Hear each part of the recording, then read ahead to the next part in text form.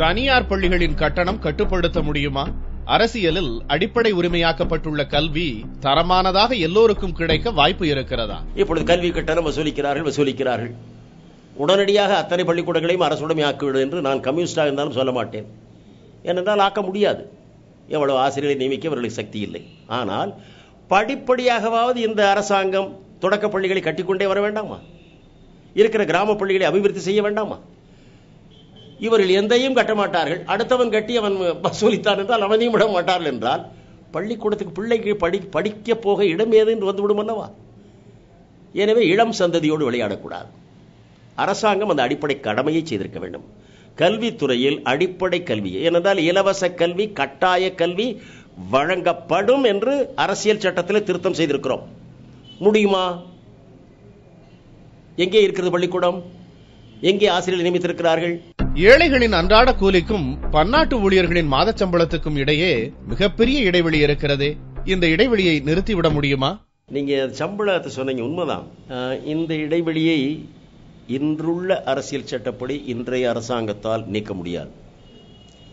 ஏனென்றால் என்றைக்கு அது தனியார்மயம் தாராளமயம் என்ற கொள்கையை ஒப்புக்கொண்டு விட்டதோ பிறகு அது யாருக்குமே வரம்பு கட்ட முடியாது, விலைகளையும் தீர்மானிக்க முடியாது.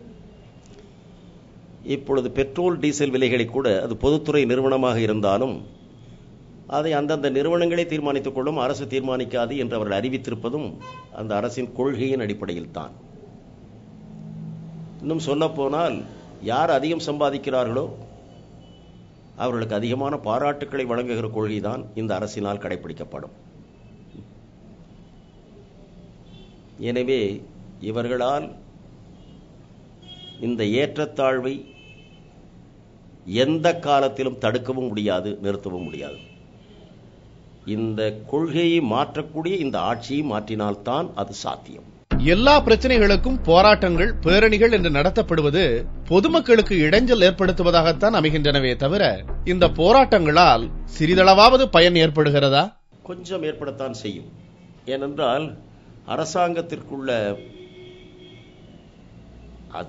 அரசாங்க அதிகாரங்களை அத்துமீறி பயன்படுத்துகிறார்கள், இராணுவத்தை பயன்படுத்துகிறார்கள் என்பதெல்லாம் உண்மை. இருந்தாலும் மக்களுடைய போராட்டங்களால் கொஞ்சத்துக்கு கட்டுப்படுத்த முடியும். சாதாரணமாக இப்பொழுது நீங்கள் பார்க்கலாம், தனியார் பேருந்துகள் கட்டணங்களை அதிகமாக வசூலிக்கிறார்கள் என்றால் எந்த கட்சியும் அல்ல, மக்களே போராடுகிறார்கள். போராடுவதை அதனால் கவனத்தில் கொண்டு வர முடிகிறது. அதேபோல கல்வி கட்டணம் அரசு அறிவித்ததை விட அதிகம் வசூலிக்கிறார்கள் என்று அத்தனை பள்ளிக்கூடங்களுக்கு முன்னாலும் பெற்றோர், பெண்கள், தாய்மார் போராடினார்கள். எனவே இவைகள் அனைத்தும் அரசாங்கத்திற்கு ஒரு அச்சுறுத்தலை உண்டாக்கும். ஏனென்றால் போராடுகிறார்கள் என்று சொன்னால் அவர்கள் போராடுவதற்கு நியாயம் கிடைக்கவில்லை என்றால் நாளைக்கு தீர்ப்பு வருகிற போது தங்களுக்கு எதிராக வந்துவிடுமே என்ற ஒரு அச்சம் இருக்கிறது அல்லவா? அது எந்த அளவுக்கு இருக்கிறதோ தெரியவில்லை. அந்த அச்சம் ஏற்படுத்தக்கூடிய சக்தி மக்களிடம் இன்றைக்கும் இருக்கிறது. சரியாக பயன்படுத்தப்பட்டால் அரசாங்கத்தை கட்டுப்படுத்தலாம். இடதுசாரி கட்சிகளின் பலம் மங்கி வருவது போன்ற தோற்றம் தற்போது வெளிப்படையாகவே தென்பட துவங்கியுள்ளதே. இடதுசாரிகளுக்கு கொஞ்சம் நெருக்கடியான காலமாக இது தோன்றலாம். இருப்பினும் அவர்களது கட்சி அமைப்புகள், அவர்கள் கொண்டுள்ள போராட்ட முறைகள் அவர்களை அவ்வளவு சுலபமாக இல்லாமல் செய்துவிட முடியாது.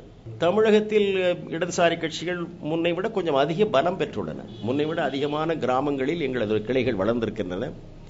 அங்கத்தினர் எண்ணிக்கை பெருகி இருக்கிறது. போரிடும் சக்தி வளர்ந்திருக்கிறது. மற்ற கட்சிகள் பணத்தை செலவிட்டு விளம்பரம் செய்கிற முறைகளில் எங்களால் போட்டியிட முடிவதில்லை. குமரி முனைந்து சென்னை வரையில் சாலைகளில் எல்லாம் படங்களை ஒட்டி விடுகிறார், இருக்கிற சுவரில் எல்லாம் படம் வரைகிறார். அதை இடதுசாரி கட்சிகளால் செய்ய முடியாது. ஆனால் சுவரில் ஒட்டப்படும் படத்தை விட மக்கள் மனதில் பதிக்கப்படும் படம் காலம் வென்று நிற்கும் என்று நாங்கள் நம்புகிறோம். தமிழகத்தில் உள்ள சினிமாத்தனம் இனி வாய்ப்பே இல்லை என்கிறார் தா பாண்டியன். அடுத்த பகுதியில்